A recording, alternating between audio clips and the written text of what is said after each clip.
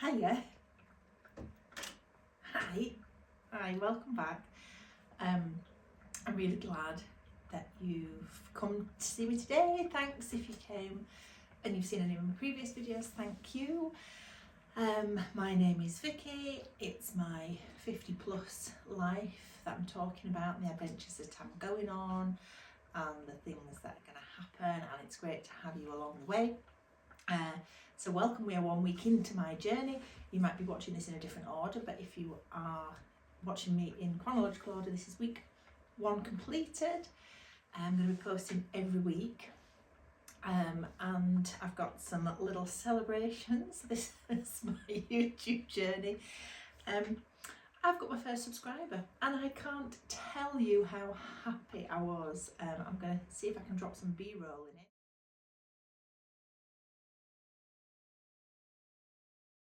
See, look at me with all the lingo of my reaction when I realised I've got a subscriber, and I'll just talk you through the journey of being a YouTuber from the ground up, and I hope one day somebody sees this and they're like, yeah, I'm going to do it. So yeah, week 1 you post your video and you're like really excited, but you don't tell anyone because there's loads of people out there telling you don't share it with friends and family, because you want genuine new people to watch it, not just your supportive friends and family, which is, you know, God love my friends and family.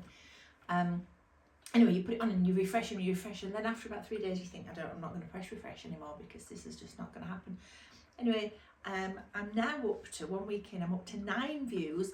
Now technically 2 of them are mine, which I pressed by accident when I was trying to get an update, so 2 of them don't count, so 7 views of people who are not me, and 1 subscriber. So if you're any of those people who in the first week of my first launch on YouTube watched, I just want to say thank you from like the bottom of my heart, because it's such a tumbleweedy type place.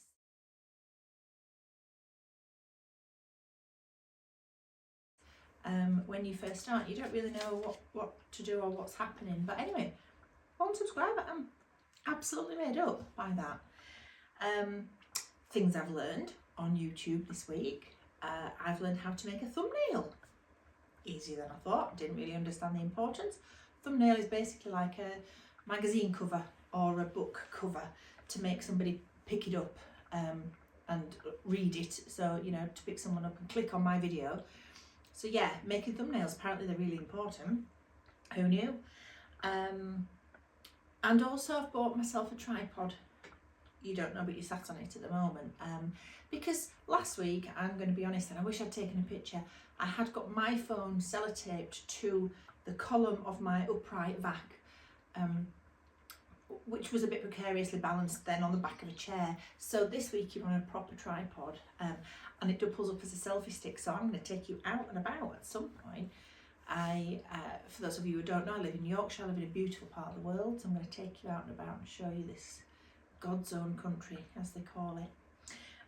What I want to talk about this week is money planning, because women, once we get over 50, a lot of people are getting now to the point where they might be thinking about retirement. If you are on a state pension, that's going to be up to about 67 years old before you can retire. You used to be able to take a quarter of your pension at 55, and as I hit 50, that's been increased to 57. But I want to change the way I work. I don't want to spend every day getting up at 6 a.m. and going off and working for somebody else. I've got a day job, I've got a fantastic job, I work with an amazing team of people, I work in education, but I want to be able to have more flexibility. I want a job that I can do in different parts of the world. I want to travel, but I also am aware that, you know, a pension and costs and what have you, and I live on my own. I'm single, I'm divorced, so I don't have a second income coming in. Everything, all the bills and everything, the responsibility is mine. So I am looking at sorting out my finances. Now, it may seem ridiculous that somebody at 50 is just deciding to look after the finances, but this channel is me being brutally honest, and I have until now had I've been trapped in an awful relationship with money. And it's taken me this long. I'm not going to say rock bottom. I mean, you know, I haven't kind of been living on the streets. But there was a period where, you know, I was staying at my mum's house on the last summer. I was very suddenly single, without anywhere to go. When I was married, my husband and I made some pretty awful financial decisions between us. But, you know, there's no blame here. But I've had traditionally a really awful relationship with money, and that's because I've been running my financial life by the ostrich method. That means I have literally been sticking my head in the sand and only thinking about money when it's crucially like I've run out of money. So I am now embarking upon a brand new relationship with this thing called money, and I would love to take you along. If for you money management is particularly easy, then fantastic. Please, and this is a genuine appeal, for anyone who does have tips about how to be better with money, put them in the comments. Let's get some conversation going, because I have never learned the skills that I should have by now. And you know, some people, I really admire people who are just really good with money. I'm not, but I'm also not too proud to hold my hands up and go, do you know what, enough, just, you know, trying to spend things until my card gets declined, which is literally how I've been living. So I'm tackling it head on. And what I'm actually doing is I am taking control of the money that I have got. There's a few people I'm watching on YouTube. I mentioned before a British woman called Nisha. She's fantastic. And the advice she gives is for people who, you know, are at all different stages of having money to invest or having no money, and things you can do. One of the things I've learned, the switch of mindset, is, you know, saving every month. I kind of get to the end of the month and I've spent up always. And, oh, you know, I wish I'd have saved, but I didn't have anything left. And a nugget that I've taken this week, one of the things I've learned, is to save before you spend. You know, if you're saving and you pay yourself first. So putting money into a savings account is paying yourself first. So what I'm doing now, I'm setting up, and only small amounts, I don't have a lot of spare money, but small amounts that I'm going to be putting aside into a savings account. I'm paying myself first and building up, slowly building up, because I'm very lucky now. I don't have any debts. I've paid everything off. I've just got like a little couple of things. And I've got student loans from when I qualified as a teacher. So I've got some debts, but not kind of massive. So yeah, just getting better at prioritising. And then another of the things I've learned to do, or I've just started doing, is having different accounts. So having my salary going in to one account to pay everything I am obligated to pay. So housing, bills, council tax that we have here in the UK, car insurance, TV subscriptions, everything like that, phone bills going out of that account, and not touching that, because before I would get paid and I would be dipping in. Oh, I just, you know, I need those new shoes, or you know, I need to go and get my hair done. But just having one account for my obligations and not touching that, and then having another account which is your spends, so my food, you know, fuel for the car, that kind of thing. And so that's kind of where I'm at, and I'm going to log the journey and show things that I'm getting better at, and some lessons that I've learned, because I figure I cannot be the only person in this position. I can't be the only person walking this planet who's bad with money.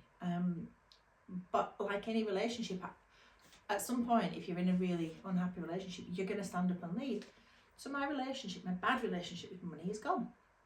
And I'm looking at it in a whole new way. And part of that is talking about it, because I'm part of a family where we don't kind of talk about money. You know, one of those things is our money blocks and our inherited money views, as in, you know, I'll just always work for somebody else. I'll always get paid my salary, and I'll just have to learn to live within those means, and, you know, just tighten my belt and spend less. So what I'm trying to do is change that, and yes, look at all my spending. So checking all my subscriptions, you know, like I'm paying I think I'm paying a Disney Plus subscription. I pay a lot for my phone bill.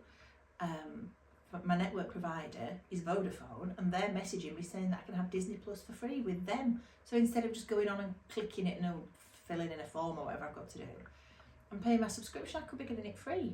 You know, it's only like 13 quid a month, but still, why give Disney, one of the biggest corporations on the planet, 13 quid of my money every month that I could be spending or saving, investing? So I've gone through all my standing orders, I've gone through my direct debits, and one of the things I do, which is what I wanted to talk about on here, was a company called Wine Angels, and I like a glass of wine. I'm not having one today. I was going to come and have a glass of wine, but I haven't done, only because it's kind of like 3 in the afternoon, and I just thought I'm going to wait a little bit. So next week we might have a glass of wine together, but not today. But Wine Angels, you pay a monthly amount into them, and then you cash it in once every so often. And I did it before, and it came to Christmas. And at Christmas you get a box, and you can choose red or white or sparkling or mixed.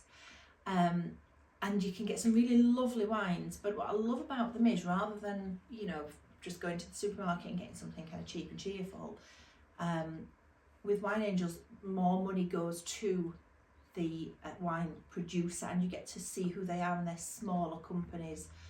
So I'm just trying to kind of use my money a little bit more ethically, if buying wine can be classed as ethical, maybe. But if you're going to buy wine, buy it ethically, right? I figure. So I'm going to put some details up there, and I think there is, oh sorry, I'm eating my hair.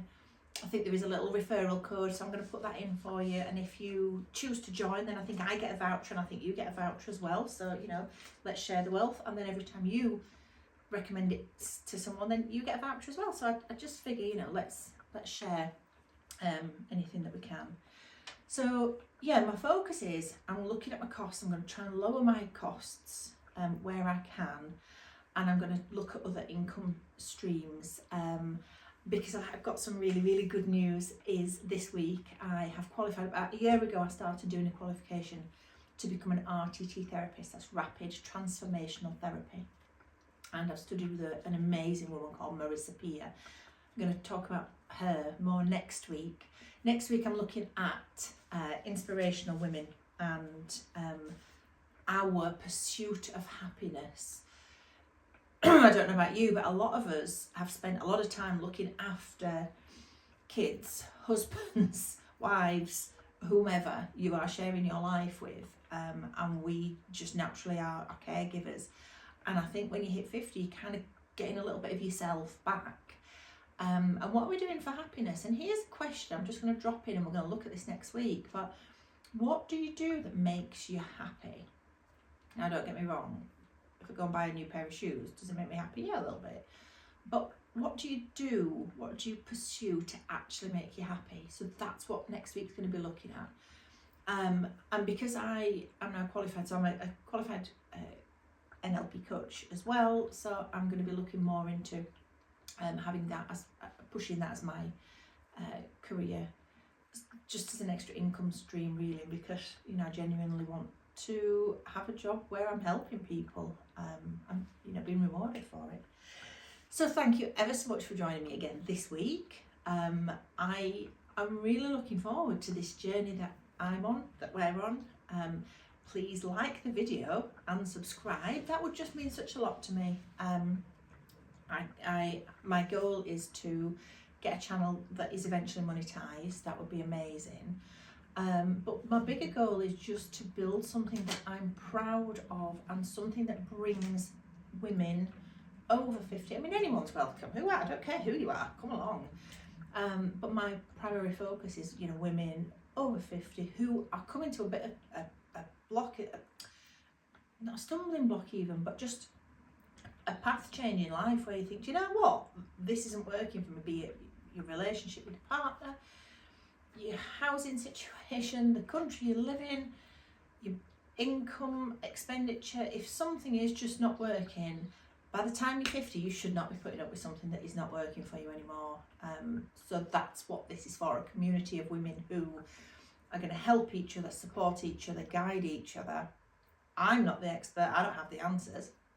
But what I will be doing is coming along and just gathering some people and sharing anything that's happened for me with you. Also, necklace, love charity shop, jewellery, something that somebody else has thrown away or given away.